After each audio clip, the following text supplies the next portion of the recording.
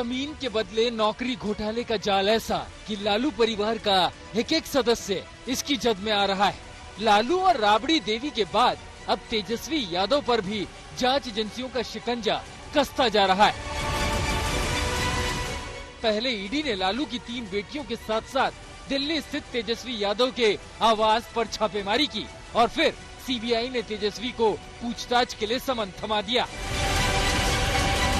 CBI पहले ही इस case में लालू यादव और राबड़ी देवी से घंटों की पूछताछ कर चुकी है। ऐसे में सवाल उठ रहा है कि क्या तेजस्वी के खिलाफ सीबीआई ने पर्याप्त सबूत जुटा लिया? तेजस्वी यादव पर भी एक्शन लेने का सबूत जुटा लिया? तेजस्वी का नाम कभी भी लैंड फॉर जॉब में था ही नहीं, और जिस समय का ये मामला है, मैंने तेजस्वी ने भी कहा है कि हमारी मूछ भी उस समय नहीं आई थी।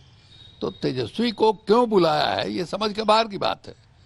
बाकी को आप कह रहे हैं कि नहीं साहब, मैंने हमारे खिलाफ पूछताछ के लिए एविडेंस है, आपने पूछताछ किया, ठीक है, लेकिन तेजस्वी का तो कुछ समझ ही में नहीं आ रहा है कि क्यों बुलाया। ईडी और सीबीआई ये दोनों अभी वर्तमान में भारत सरकार की कठपुतली हो गई है। जहां जहां जो उनके विरोधी हैं, किसी भी राज्य में जो बीजेपी के विरोधी हैं, 24 के आने वाले चुनाव को देख करके घबराए हुए हैं। चूंकि जिस तरीके से विपक्ष का गठबंधन बन रहा है, उस गठबंधन को ये लोग चाहते हैं कि किसी तरह से बिखरे, टूटे, डराना, धमकाना। आरजेडी के नेता बार बार जांच एजेंसियों की कार्रवाई को 2024 के लोकसभा चुनाव से जोड़ रहे हैं और इस बहाने बीजेपी पर हमला बोल रहे हैं। लेकिन ईडी सूत्रों की माने तो छापे के वक्त न्यू फ्रेंड्स कॉलोनी के मकान में तेजस्वी यादव की मौजूदगी से लालू परिवार के खिलाफ केस मजबूत बन सकता है। इससे ये साबित करने में मदद मिलेगी कि तेजस्वी घोटाले में शामिल कंपनी की संपत्ति का उपयोग कर रहे थे।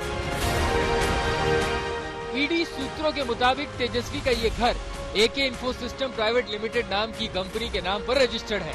आरोप है कि रेलवे में नौकरी पाने वाले एक शख्स ने इस कंपनी को 9,527 वर्ग फीट जमीन महज 10,83,000 रुपए में दे दी थी। आरोपों के मुताबिक राबड़ी देवी 2014 से इस कंपनी की निदेशक है।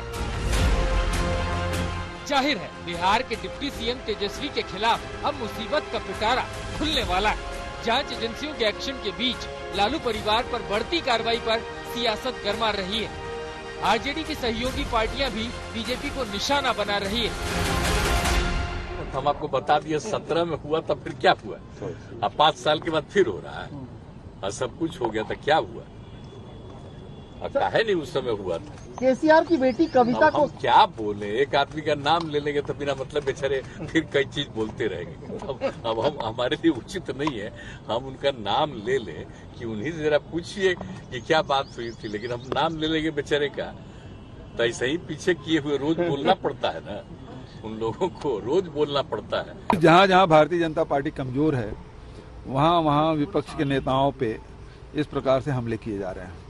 तो भारतीय जनता पार्टी की बी टीम अब ईडी, आईटी, सीबीआई, डीआरआई ये सब हो गया। उधर बीजेपी जांच एजेंसियों के दुरुपयोग के आरोप को पूरी तरह से गलत बता रही है। पूरे लालू परिवार के कई सदस्यों को इस घोटाले में घिरा बता रही है। बार अगर मुकदमा दर्ज हो गया और प्रमाण है, सीबीआई ने तो अपनी चार्जशीट के अंदर एक एक प्रमाण दिया है कि किस व्यक्ति को कहाँ नौकरी लगी और कितने कट्ठा जमीन उन्होंने लिखवाई। पटना शहर में 1 लाख स्क्वायर फीट से ज्यादा जमीन इन लोगों ने औने पौने दाम पर लिखवा लिया। अब मैं तो जानना चाहता हूं ललन जी और नीतीश कुमार से, ये हृदयानंद चौधरी कौन है जो रेलवे में राजेंद्र नगर कॉम्प्लेक्स में 4th ग्रेड की एम्प्लॉय थी, जिन्होंने 60 लाख की अपनी जमीन और हेमा यादव और राबड़ी देवी को गिफ्ट कर दिया और बाद में उस जमीन को इन लोगों ने एके इन्फो सिस्टम को बेच दिया। तो यानी तिकड़म का और जालसाजी का जो भी तरीका हो सकता है, उन सारे तरीकों का इस्तेमाल लालू यादव उनके पूरे परिवार ने किया। 15 मार्च को लालू राबड़ी समेत तमाम आरोपियों की कोर्ट के सामने पेशी और इस पेशी से पहले ईडी सीबीआई की कार्रवाई आरजेडी की टेंशन बढ़ाने वाली है। घोटाले के आरोपों में फंसे लालू परिवार की मुश्किलें बढ़ाने वाली है। पटना से चंद्रभूषण और रोहित कुमार सिंह के साथ दिल्ली से हिमांशु मिश्रा, आज तक।